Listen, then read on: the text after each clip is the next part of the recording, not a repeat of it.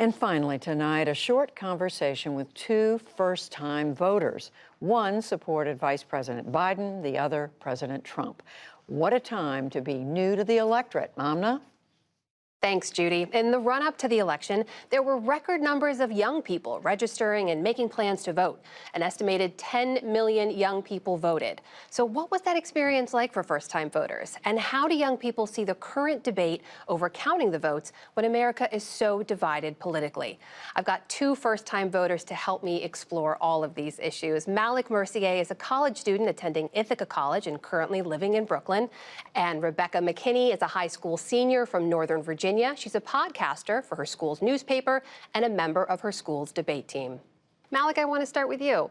You guys voted in the middle of a pandemic at a time when there's a lot of doubt being sowed about the election process, and yet you still chose to participate. Why? This election specifically was clearly so consequential after especially watching what happened with the coronavirus pandemic, over 200,000 Americans dead. It's really sad. And I think that I think our generation is really good about thinking about human life and thinking about what that means and how important that is. And so for me, it was really just making sure that I chose a leader that I really believed could handle the things that we're going through as a nation. Rebecca, what about you? Why was it important for you to participate in this process?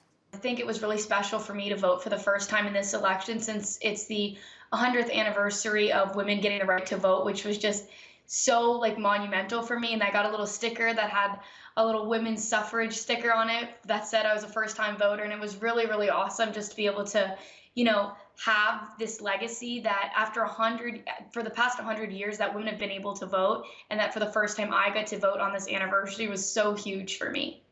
Malik, you and Rebecca were not alone. We should mention there was record young American turnout. Those are people aged 18 to 29 in several key battleground states. Does that surprise you that many more young people turned out? It's not just that young people were, voting in this election, but young people were organizing. Young people were working, whether it's with March On, they were doing Walk the Vote, different rallies to help. Just watching all of that, our generation is more than voting, and that's really awesome. We talk all the time about how divided we are politically as a country. Do you see that among your peers? Do you have friends who you disagree with politically? I mean, I've had personal experience with one of my closest friends who's completely on the other side of the aisle than me, but we have these really informed and intelligent conversations, which are awesome, and we learn from each other. We learn the other side, and that's really important to our friendship. But we also know that it doesn't affect and shouldn't hurt our friendship at all. But I've had other previous friendships that we're no longer friends anymore where it's been the complete opposite. If you had one message for the next president of the United States, what would that be? Rebecca, let's start with you. Dear Mr. President, try to make this country better than when you stepped into office. I think that right now we're really divided, and this next 4 years is going to determine how the future of our country is going to go.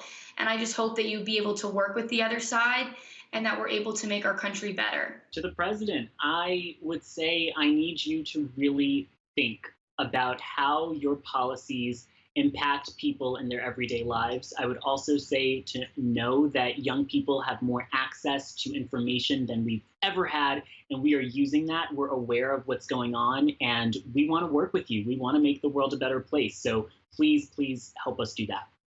Malik Mercier and Rebecca McKinney, two first-time voters joining us tonight. Thank you so much to you both. And thank you, Amna. Thank you to these young people. We hope the next president listens to what they have just said.